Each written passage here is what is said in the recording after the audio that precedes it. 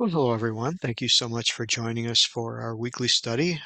Glad to be back after the little break that we had and hope you're all doing well. And so, just to recap, looking at the screen is the map here where we are studying the life of Samson. He's kind of in the middle left side of your screen, and we left off at verse 7. And Samson's birth is a miraculous birth, and his life, we're going to find, just has some incredible things on it. And so an angel appeared to his mother and gave her an indication of what was going to happen. And we left off with verse 7 talking about this. There's going to be some guidelines, some restrictions on his life that he um, and also for her would drink no wine nor strong drink, nor eat any unclean thing, for the child should be a Nazarite unto God from the womb until the day of his death. And that meant that he would not cut his hair. This was a Nazarite vow. And we talked about that a few lessons ago. Um, but of course, she went and ran to her husband. Now, what's interesting here is as you hear all of this, the impression that I find is so incredible is how God is dealing with this woman who's the mother of Samson. We don't know her name. We know her husband's name. But again, thinking of the time frame that women were very much marginalized and they were not given much status in the culture. And many times that has carried over into, modern times or medieval times, and women have been somewhat kept uh, below maybe what men's status was through history. And a lot of times people will say that, well, that's biblical, and they're following, trying to use the Bible to um, back up some of their uh, behavior. But here we find that an indication that it was never God's intent for men and women to be uh, for women to be treated less than men. And you'll see throughout the Old Testament there are times like what we're going to read here, where God will deal with a woman, give her somewhat of the upper hand, and show great grace and great mercy onto her, and kind of slight the man in this case we're going to read about. So even though we know the name of her husband Manoah, the woman is really the focus here. And I hope that I can bring out just some of the wonderful things that occur here that give a lot of credit and a lot of importance to this woman, as I believe, God created male and female in his image, and wasn't never an intent for God to trivialize one over the other or the woman over the man. And so there's a little bit of elevation here of her status. And so, uh, obviously, in verse 8, he has a desire. Manoah entreated the Lord. Notice the capitalization that this is the word Yahweh, meaning the benevolent, merciful side of God. Oh, let the man of God which thou send to us come again and teach us what we shall do unto the child that should be born. Well, the angel appeared to the woman and told her everything they needed. But obviously, he wasn't believing her, or he was thinking, well, I think there's got to be more to do. If this is such an important task, surely we want the training manual. We want to make notes. We want to have an outline. We want to know year by year what we're supposed to do and how we're supposed to take care of this child so that we do the right thing. So, that's all great there. And verse 9 is so interesting. It says that God hearkened unto the voice of Manoah, and the angel of God came again unto the woman. Notice what happened here. Manoah prayed, God answered, but the angel didn't go and appear to him. The angel came back and appeared to the woman. And then you also find that they really don't know who this guy is. Verse 8, Manoah talks about the man of God. Verse 9, of course, was kind of recorded afterwards and said angel of God. And you can tell as we continue that they're not really sure. And again, it's was really a challenge. So, which means to say that there was nothing about the outward appearance of this image or this being that was there. He didn't have wings, didn't have a gold halo, wasn't shining in white garments, didn't fly around in front of them. He looked like just an average person, so that they really couldn't tell by the outward appearance um, who he was. So the angel appears to the woman as she's sitting in the field. Got to ask the question, why is she sitting in the field? What was she doing there? Was she praying? I think we start to see a little bit of an instance here that this woman was a very godly woman and spent a lot of time in communication with God. And this may have been her prayer time as she's sitting out in the field. Doesn't say she was plucking or planting or cutting. It just says she was sitting there. So I can picture her um, also praying and being moved by this visitation that she had and seeking God for direction. And the angel comes back to her. And so verse 10 says, she ran. Made haste, ran, showed her husband, said to him, "Hey, this guy is here again that came to me the other day. He drops whatever he's doing and runs with his wife, comes to the man, and he's not sure because he had never met the guy before, and said, "Are you the man that spoke to my wife, to the woman?" And he said, "I am." And so here the husband speaks in verse 12 and said, "Let these words come to pass." They were happy. Obviously they're going to have a child. And up to this point, they haven't had a child. But he wants more details. He says, "How shall we order this child? What shall we do unto him?" And look at the response in verse 13. The angels of the Lord, again, this is the word Yahweh being used, said unto Manoah, "Hey, listen to your wife. All that I'd said to her, she knows, she understands." And so then verse 14, he clarifies something not on how to raise the child, but on how she's supposed to behave herself until the child is born.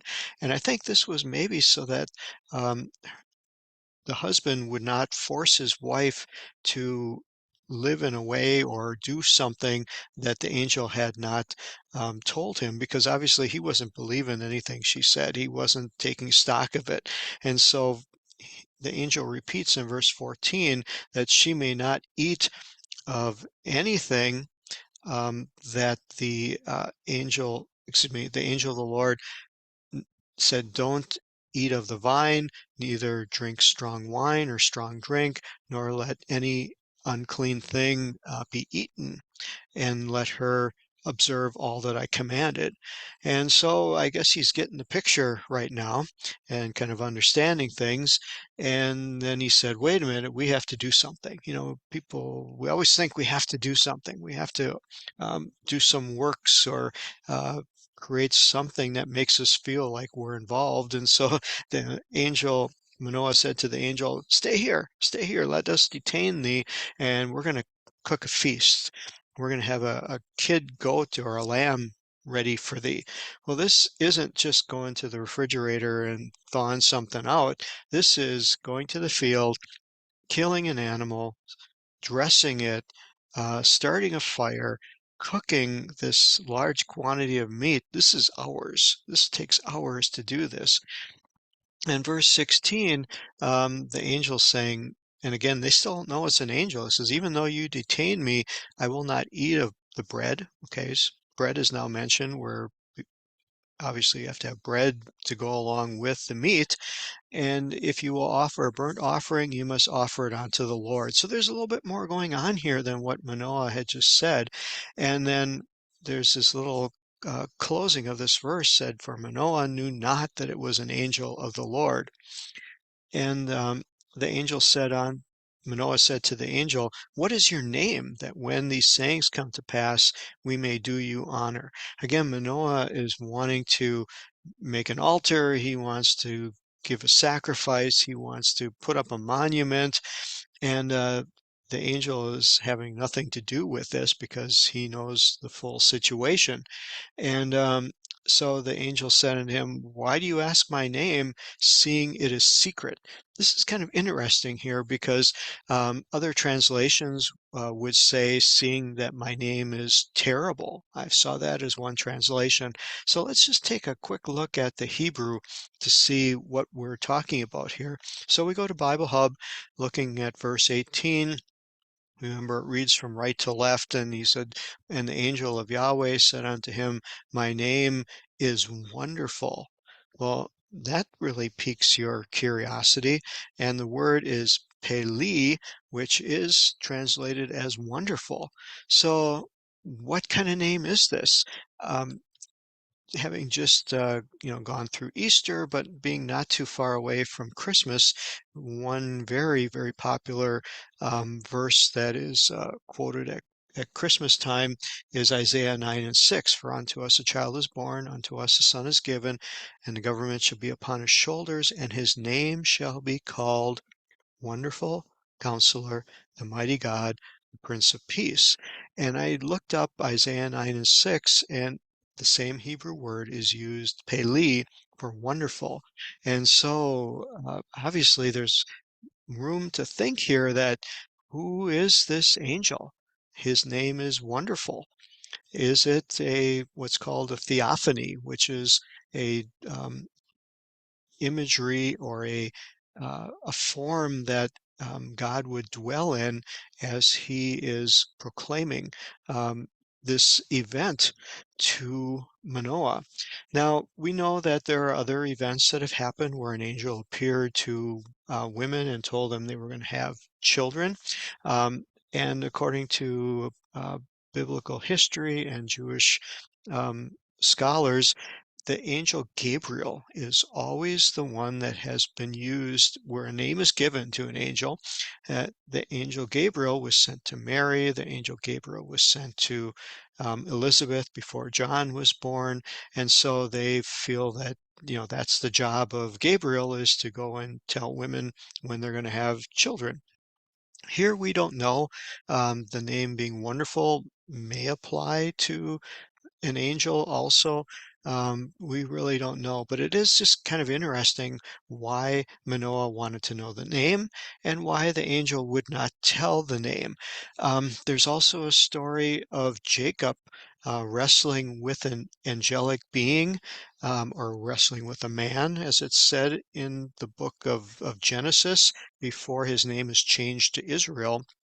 And Jacob also asks the name of the angel, and the angel says, I'm not going to tell you my name. My name is also not going to be revealed unto you. So again, some very interesting things, parallels here. But obviously Manoah wasn't getting anywhere with this. So they go ahead in verse 19. Hours have passed. They took the meat offering. I don't know where Mrs. Manoah was, if she was helping, but they offered this meat offering and put it upon a rock unto the Lord. Again, Yahweh, it's in capitals. And then it says that the angel did wondrously. Oh, we got to look up that word and see what verse 19 tell us for wondrously. And it also uses the word very similar, the pei and the lamed, in Pili, it is Umapili. So he did a wonderful thing here with what was on the rock. What did he do? We got to go to verse 20. That it came to pass that flame went up towards heaven from off of, they call it an altar, but it was really just a rock. But it was transformed by God's presence into an altar, and the offering was burnt up. And as this happened, it says that this being that had been talking to them, which identified as the angel of the Lord, ascended in the flame of the altar. And of course, we get the appropriate reaction here from Manoah and his wife. They're flabbergasted, they were shocked, they fell on their faces to the ground and dropped down in total bewilderment and wonderment. Verse 21 was kind of interesting. It says that the angel of the Lord did no more appear unto Manoah and his wife. And then it says, Then Manoah knew that he was an angel of the Lord. Um, I find this just a strange um, grouping of verses here that you would think after verse 20, he would have had a pretty good idea. This was an angel of the Lord when it ascended up, but something had to do with this angel not appearing to them anymore. And that was part of a trigger that he knew this was an angel of the Lord. So they fell on their faces to the ground. This is all happening. And then here's Manoah, verse 22, having a very paranoia fit here. He says, "We're going to die. We're going to die because we have seen God." Look at the response of his wife. Who is the spiritual one here? Who really has an understanding of what's going on? Not Manoah, but his wife. And she says to him, "If the Lord were pleased to kill us, he would not have received a burnt offering, he would not have received a meat offering, neither would he have showed us all these things, and he wouldn't have told us all these things that we were going to have this child if he was going to kill us."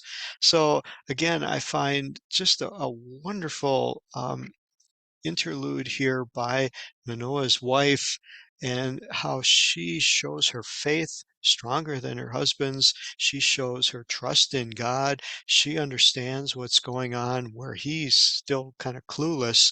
And she helps assuage the situation and calm him back down again and told him that everything was going to be okay.